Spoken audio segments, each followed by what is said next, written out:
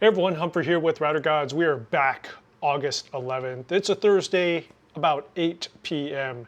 I promised that we would be doing a series on sales engineer, my life at Cisco, and to give you some tips and also give you a full picture of the good and the bad of working at Cisco. Today we will be talking about a little bit of the bad, which is dealing with RFPs, which is requests for proposals, tenders, bids, that type of stuff.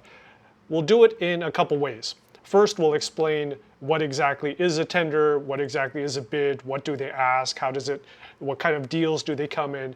We'll then talk about the differences between how the US does things. So if you're planning on working in the United States, in Canada, that area, and probably in Europe as well. We'll talk about how tenders and bids and RFPs work there versus how they work in Asia, which was my life in the past 2.5 years. So dealing with that in Singapore, Malaysia, Vietnam, and Thailand.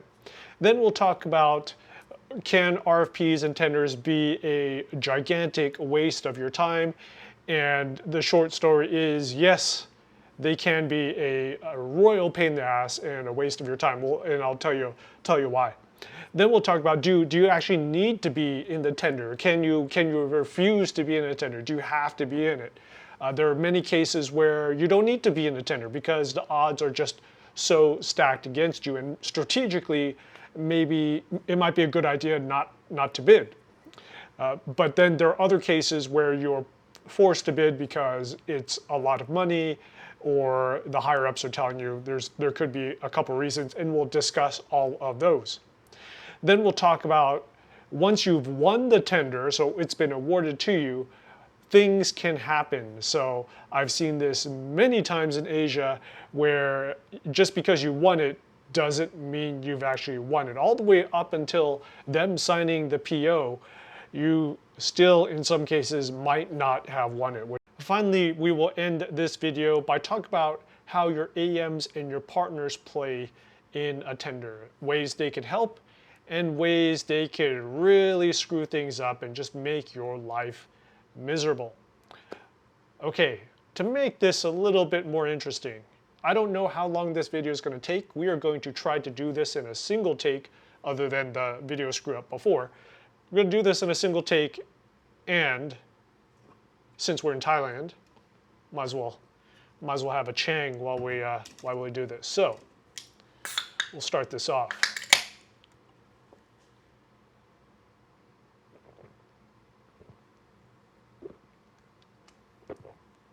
Okay, this video is definitely not going to be for kids. Incidentally, when I started at Cisco, I wasn't a drinker. In fact, if I have to be honest, I really don't like drinking. But when I started at Cisco, I wasn't a drinker. As I ended Cisco, my alcohol tolerance has definitely gone up because as part of the job in sales, you do drink. One of my first outings with my account manager, so as a Cisco SE, you're paired up generally with an account manager.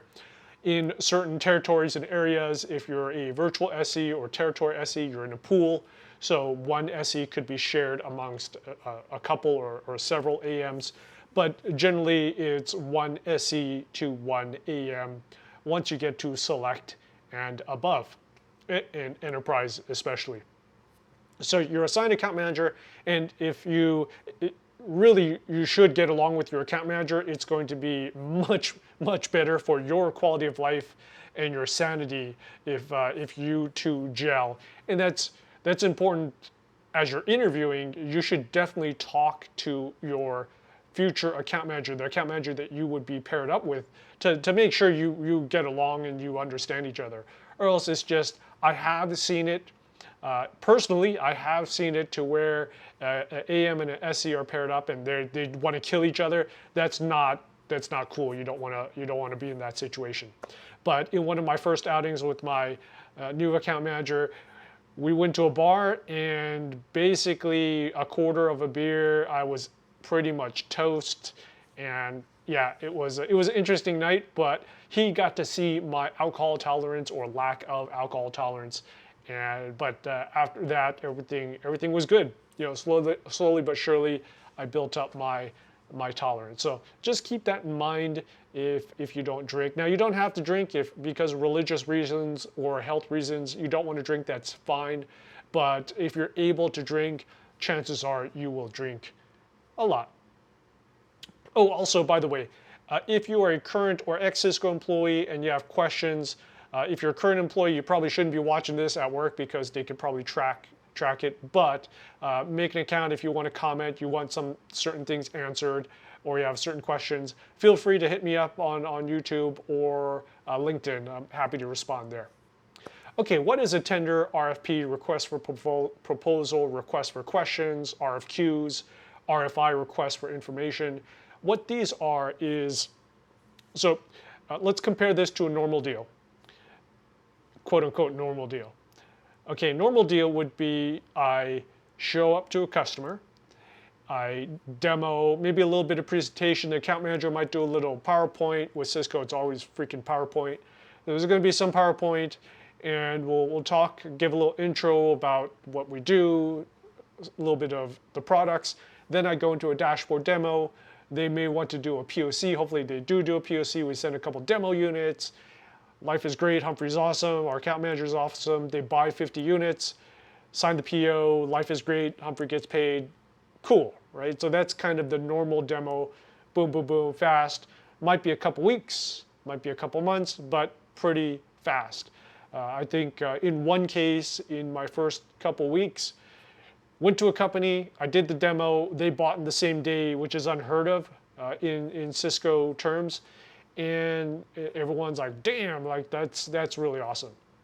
Now, once deal sizes get larger, so we're not talking about 10 APs or a couple switches. We're talking hundreds of APs, could be 50 APs, 100 APs, 500 APs, could be hundreds of switches.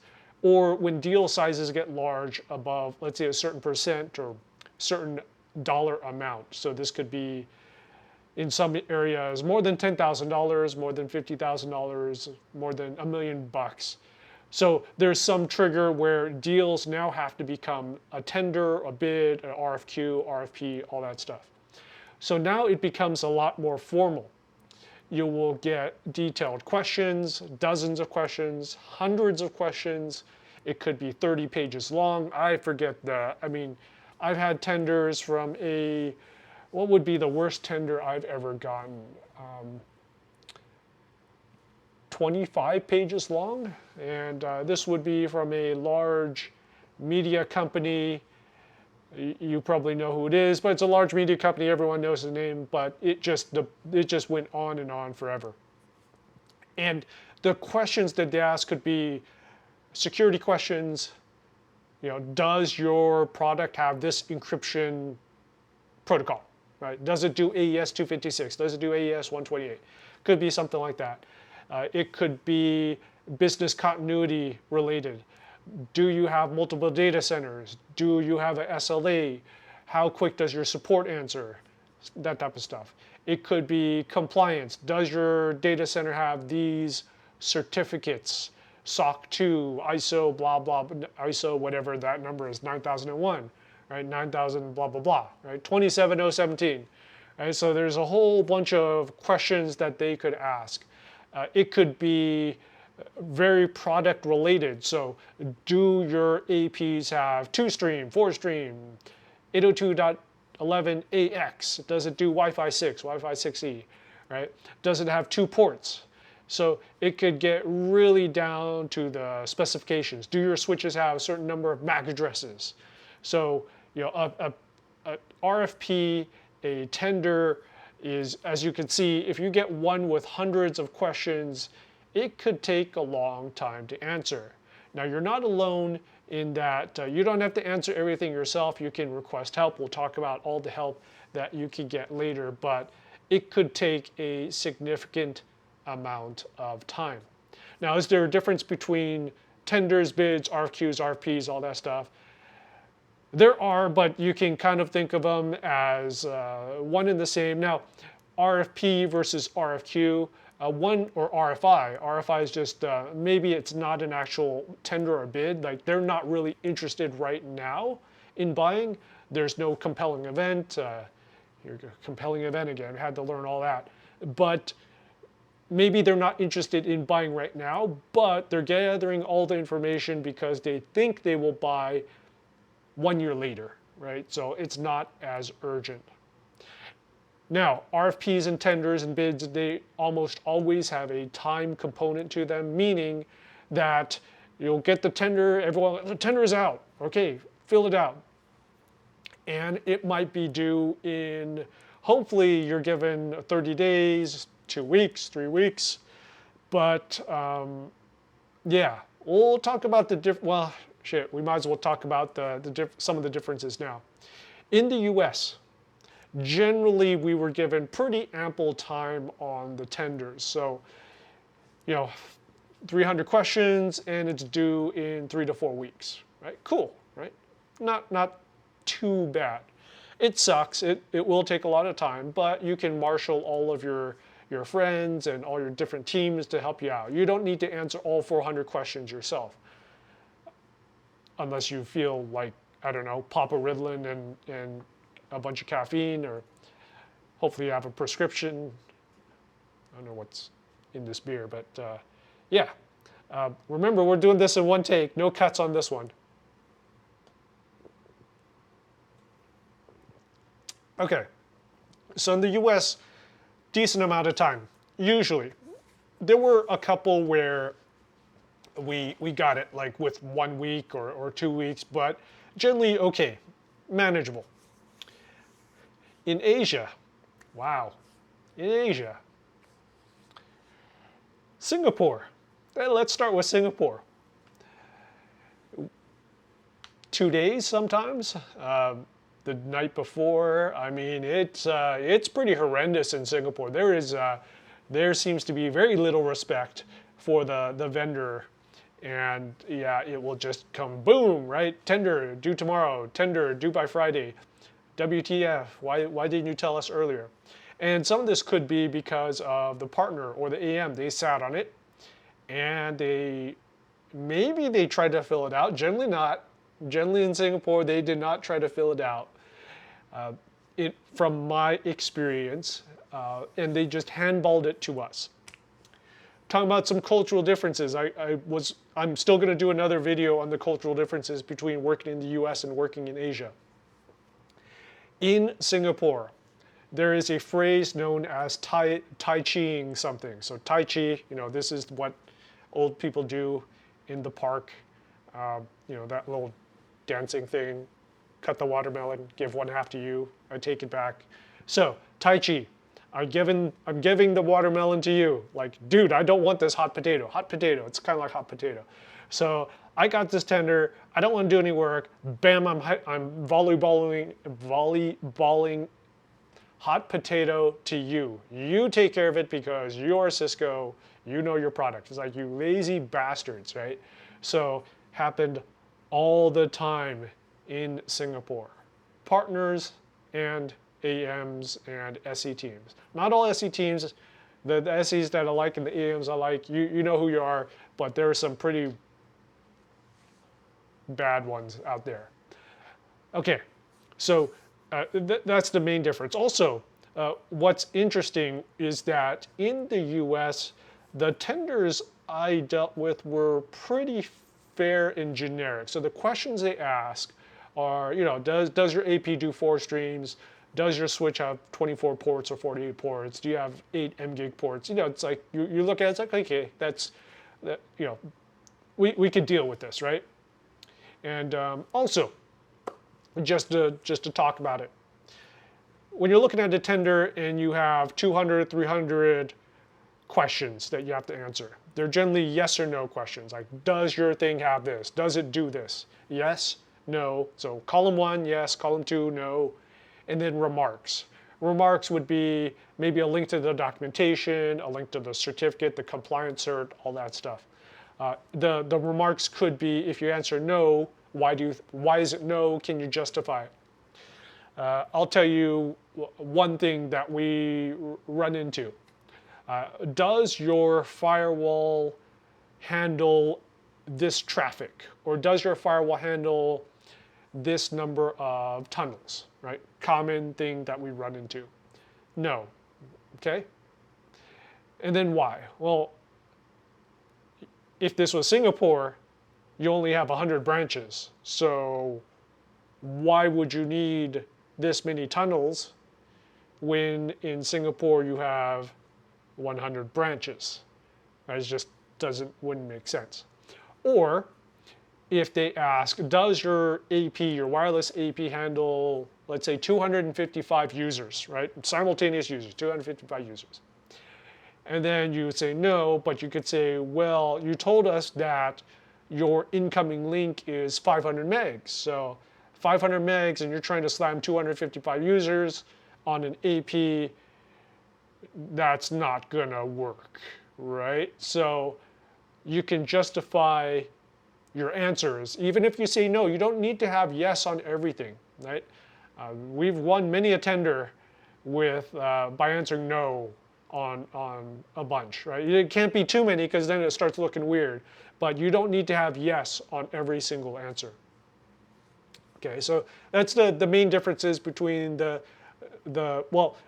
US and Asia. Another thing with Asia is the questions can be very unfair, which means you're reading the questions and you're looking at what they ask for, the specs and stuff like that. Here's what I do. A lot of times they're asking for a very specific number, whatever that number will be for number of clients, speed, throughput, whatever, right? Can you handle this XYZ number? Okay, what I do, I put that number into Google. And bam, it comes into Fortinet, it comes into Palo Alto, it's from the data sheet, right? And then you start going to the next question, and it's the next line of the, so basically what happens, what you run into is your account team that you're aligned with, they got in later. They are on the back foot, they're being defensive.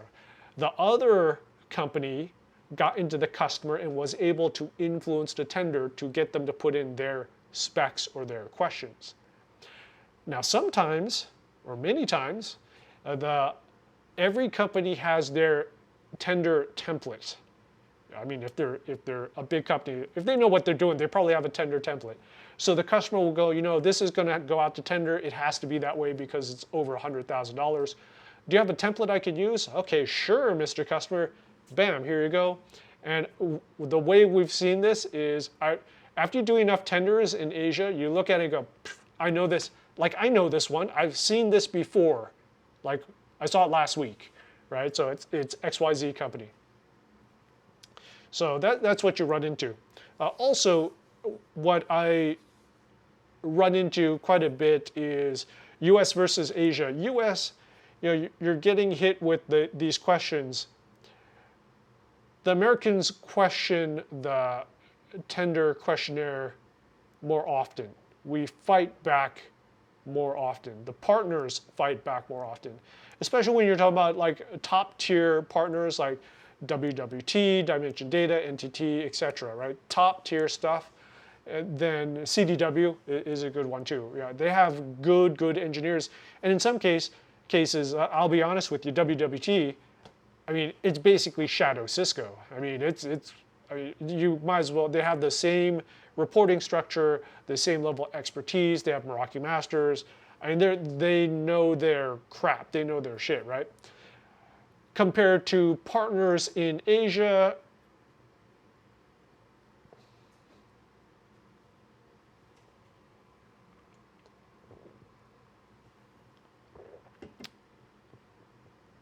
Partners in Asia, in general, tend to be not as good, skill level wise. Now, you do have,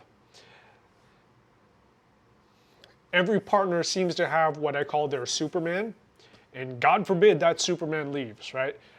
So I learned to find that particular person who was technically capable, inquisitive, curious, and also willing to think outside of the box. But generally in Asia, that was one person. Everyone else was pretty terrible.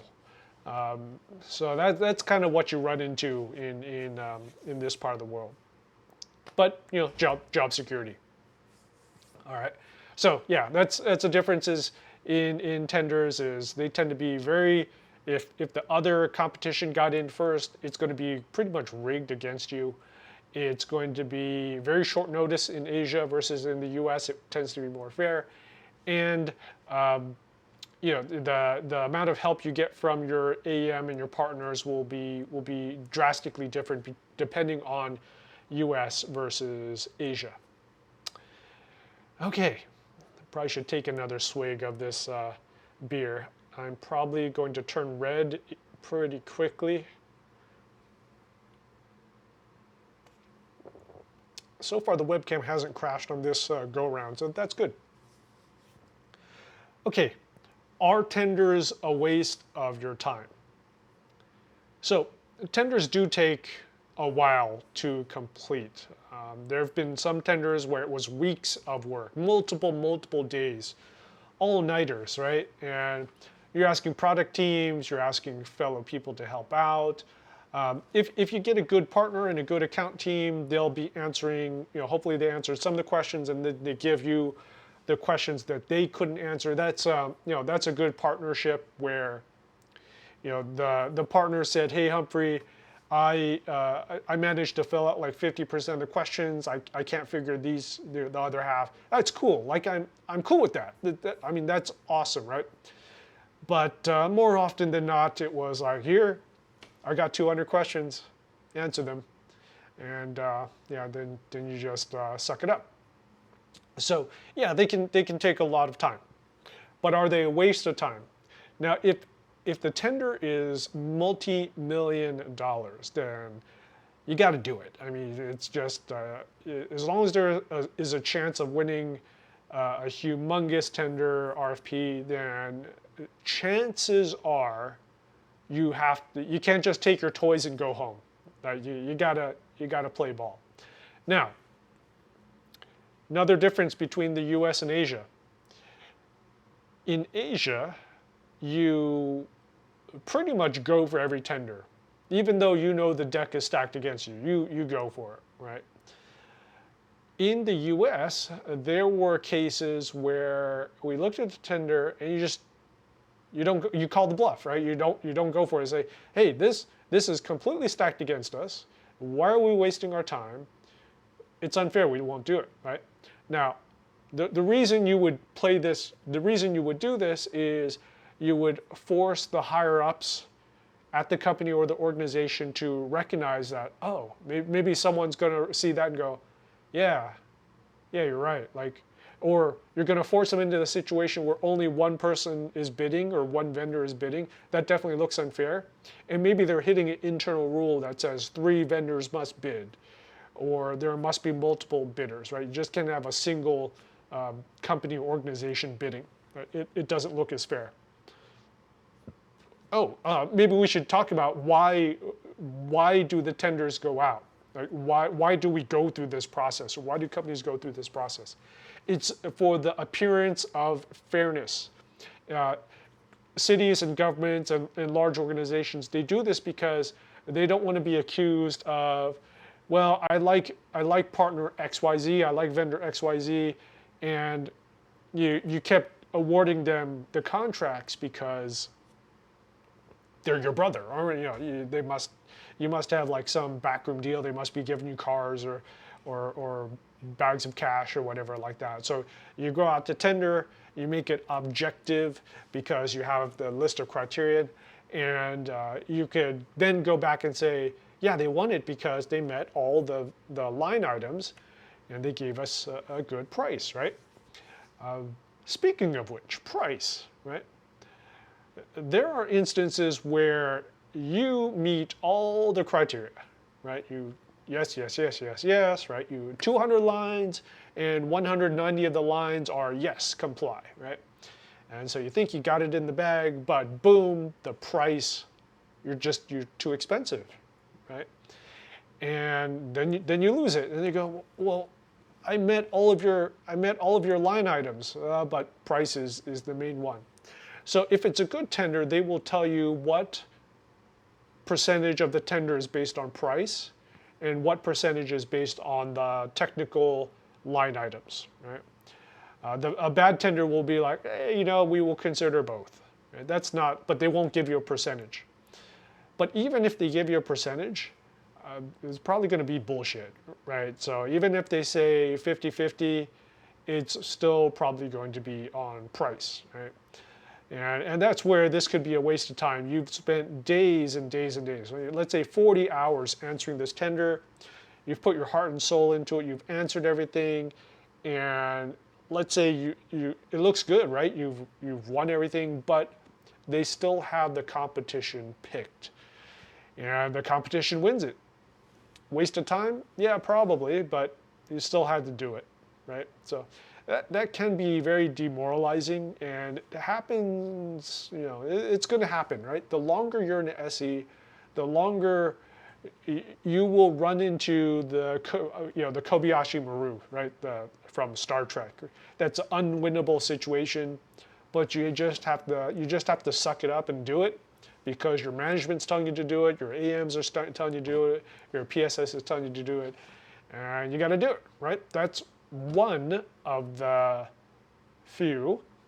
many negative aspects of being an SE. So sometimes you just have these waste of time things that you deal with, right? You can push back, but chances are you'll be told you got to do it.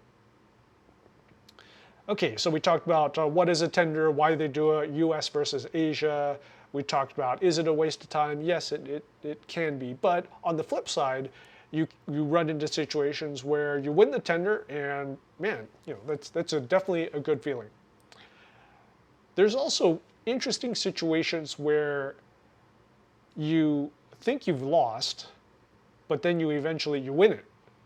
That's happened a couple times too. You didn't meet the line items. Technically, it's not gonna.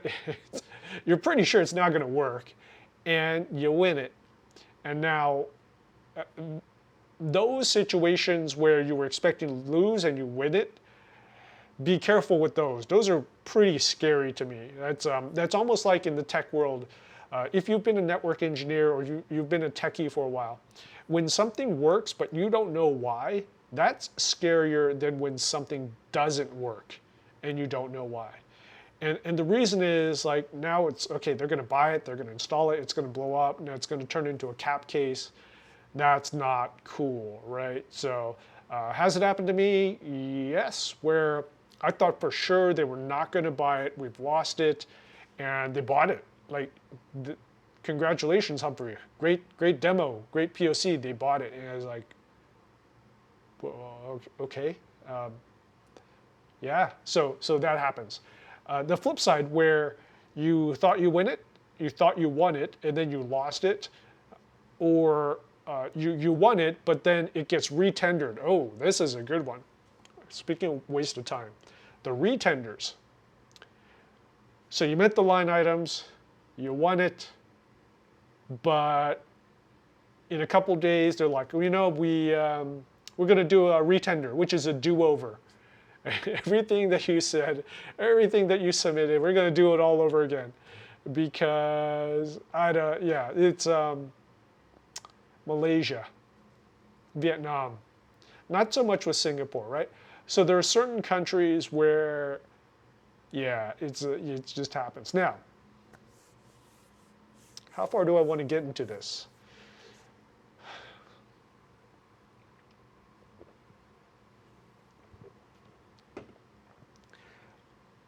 There are countries around the world where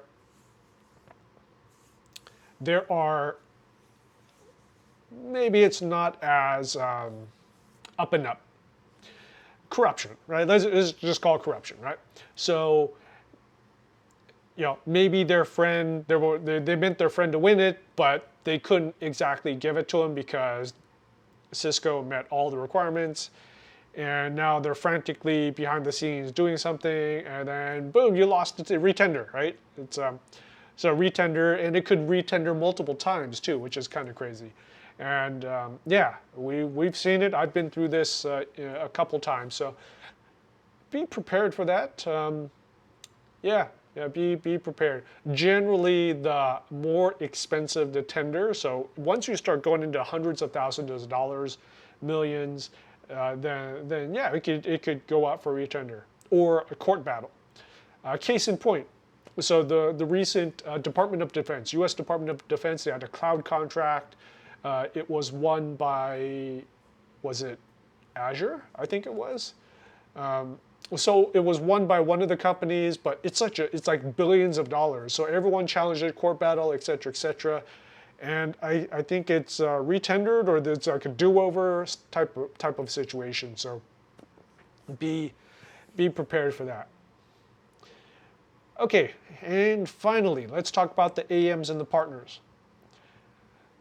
You will figure out as you work as a SE, you will figure out who the good AM and SE teams are. I don't know why I'm holding this pencil, but the ones that will work with you and give you heads up, like, hey Humphrey, we're talking to a customer, it may come out with tender, then you're kind of prepared for it. There are other AMs and SEs, it's just, yeah, it's just handball at last minute type of thing. You also learn the good and bad partners. Now, here's the thing. With partners, it could be that they're bad because they don't know. They're so used to doing the normal thing in Asia, which is treating the vendor like crap, that they don't, they don't know. So, tell them just, hey man, when you get a tender, can you give us a week? Like, because it's courteous. So, and then maybe that fixes it, right? Don't assume that they're in it to do you harm or it's malicious. It could be that they just don't know. Or if it's a new AM or new partner AM, they might not know. They might be inexperienced. So just keep that in mind. Give them a benefit of the doubt, but if someone screws up over and over and over, then, I mean, it could be that they just suck, right? So, yeah, that was talking about tenders, RFPs, RFQs. It's one of the downsides of working as an SE. Now, some people like doing these. They're sick in the head, right? I don't know. Well, I shouldn't say that.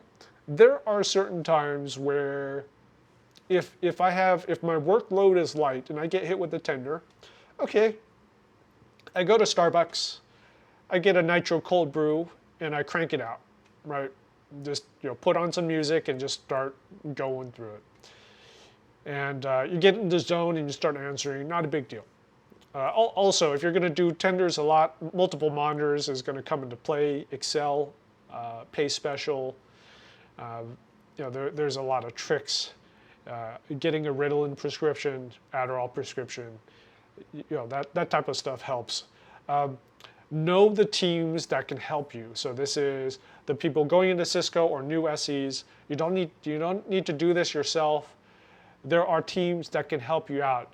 Get the help early. Ask for help early. Don't wait until you're stuck. It's better to ask for help and not need it than to ask for help too late. Never be too proud to shy away from asking for help. Okay. Humphrey for Router Gods, your ex-Cisco SE, and once again, there was a comment earlier on an earlier vid that I look like tech lead. I look nothing like tech lead. Come on, man. But giving you Cisco advice on SE life, the good and the bad. Stay tuned for the next video. We will talk about work-life balance. That'd be an awesome one. I'm halfway done on this. All right, see ya. Have a good night. Stay safe. Bye.